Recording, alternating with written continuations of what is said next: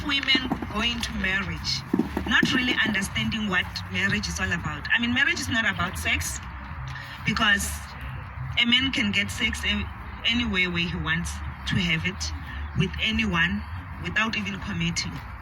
And marriage is not about food, you cooking the food, because I'm sure he can go to every restaurant every day and get even better food than what you can cook at home. And marriage is not really about all these other things. Marriage is about companionship. And if you can understand that part and your role as a wife getting into your marriage, that what is it that me as a woman going to contribute in this marriage? Yes, you are right, it's a union of two people, but what is my play? Every movie, and you see everyone in the movie, everyone has got a play. They've got their role of what they're going to be doing on that movie. What is your role as a wife? Understanding your role as a wife will help you manage your marriage well. Because understanding your role, it means you're not going to fight your husband, his role. It means you will understand what his role is and what is your role. Understanding your role will make the two of you not fight every day. Because if you do not understand your role, I think I was actually talking about just yesterday, if you go on my Facebook page, I'm sending messages every day celebrating our 15 years anniversary. And I was saying, marriage is not for the spoiled brats. If you are a spoiled brat, stay with your mom at home, because marriage is not going to be nice all the time. It's not going to be roses. Marriage is not what people put on Facebook and it looks like, oh wow. Marriage is work. It's work. You work for your marriage to work. So it means there are certain things that you need to do as a woman. So our WiseMakoti motto, you'll see it says, it's Proverbs 14 verse 1, where Solomon is talking about a wise woman.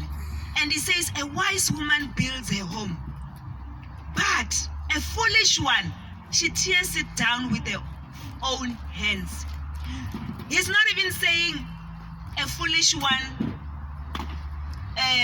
gets advice from whoever or does whatever. With your own hands. It means your marriage is in your hands. And with your own hands, you can either build it or break it. And with me, when I got into my marriage, to be honest with you, there are few things I didn't understand about marriage. There are certain things. I mean, my husband even used to do certain things before we got married, which enticed me to him. And then when we are in the marriage, I say, movies, movie. You know, such things where you're thinking how moving every Tuesday. I remember we were in Pretoria town before we moved to Centurion when we got married. And we used to go to Starland. Those who have been there in those days, they will know. For Starland had a movie every Tuesday for 11 rand, if not 12 rand. And we will go there, 2002, 2003. And we will go for movies every week. I knew that's a date with my man, and then we will even plan this and that. But when you are in the marriage, there is relaxation, especially coming from men. How he's so relaxed, he's thinking, even when you say, can we go to the restaurant for take a remote? And for you, it can be so frustrating. It can be so frustrating that, okay, what happened to this man? The same man that when we were dating, there was just a whole lot of things happening. And the funny part is, when I'm doing counseling, I've heard women say that they will be staying with a man before they officially get married. And after getting married, no effort. But yet, they were even staying with that person. So this is when you need to understand what happens. The devil doesn't like marriages because there are blessings that comes when people are married. That blessing that they do, that's why it's important. I keep telling BoMakoti, it's important to be blessed in your marriage, to have that blessing, because that blessing releases doors. It opens great doors for your marriage. So the devil, because he doesn't want that, he will come for the three things that that Jesus spoke about. Jesus said the devil comes to steal, destroy, and kill. And he's not coming to kill and you'll see people being slaughtered, or you're thinking people are dying. He's coming to kill the unity. He's coming to steal the love. He's coming to destroy the peace. So it means whatever that you guys might build, you must know there's still the devil that wouldn't want to see things happening in your marriage. And hence, I like what your friends were saying about God. Hence, you need to put God to be first in your marriage. Allow God to be the foundation in your marriage. So that when you are in God, it doesn't matter when problems comes in your marriage. Because there is no marriage without problems. But when the problems comes, when you are with God, you will stand and not fall. When the problems comes, you will be able to resolve them. It will be like just a walk in a park. You will be able to deal with things that you wouldn't deal with if you were on your own.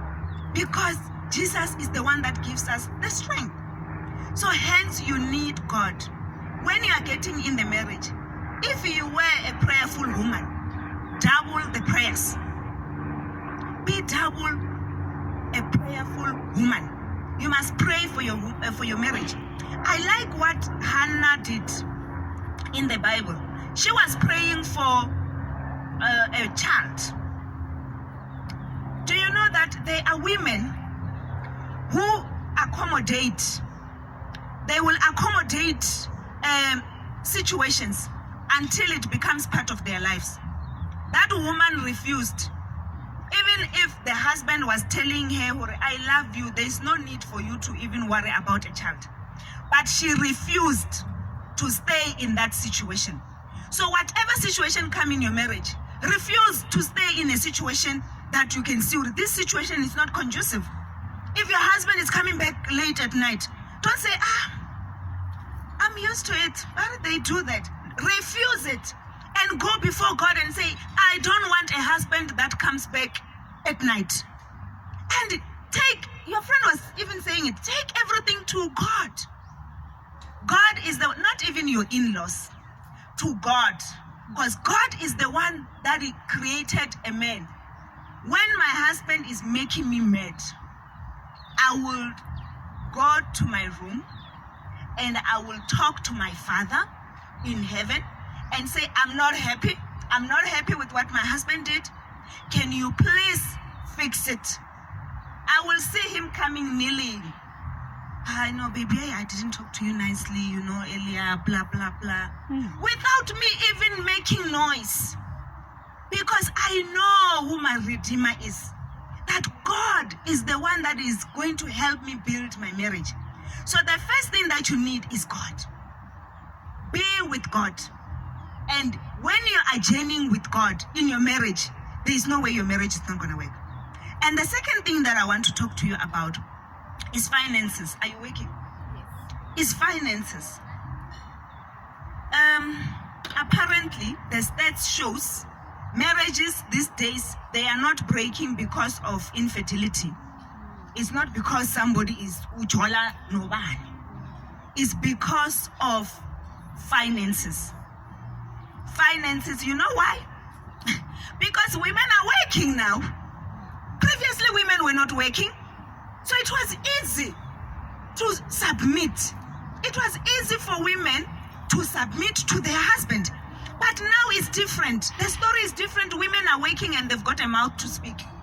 I was actually talking to a man yesterday who was telling me that they are divorced with the wife. And I wanted to understand, why are you divorced? What happened? And he said, she was very nice before she was working. We started when we were very young. She was very nice. She was not working. And then, she started working, but she was always getting a third less than what the husband was getting. But now, boom, you know how women are going up now. Women are getting opportunities. When she was now doing well, she doesn't respect the husband.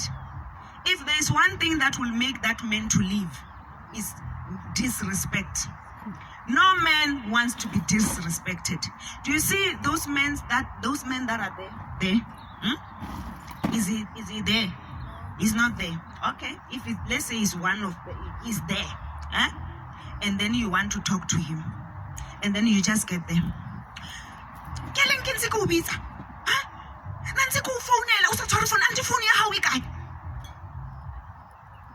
That kills a man.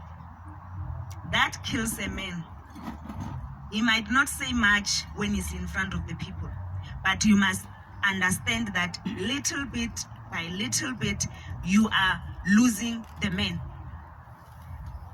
You must respect him, whether there is money, whether you bring more or you don't bring more. In my family, there is no money for this one. There is no car for this one. I use any car. Whichever car I want to wake up and drive, I'm driving. Whichever car he wants to drive is driving. There's no, no, please don't use my car because you're gonna finish petrol in my car. It's because things are not done right in the family. Because when things are done right in the family, anyone can just put petrol in the car because it's our money. It's not anyone's money. It's for both of us. And you know, when you are putting your finances together, you can achieve more, far more than people that are earning more than you, but they are having their money separately. You can achieve more because 1 rand plus 1 rand is 2 rand, okay? Or let's say 1 rand plus 3 rand is 4 rand. But if you go to the shop with your 1 rand and you want to buy something, they say, no, this thing is 2 rand. So it means you can't afford it because I think you came with your 1 rand.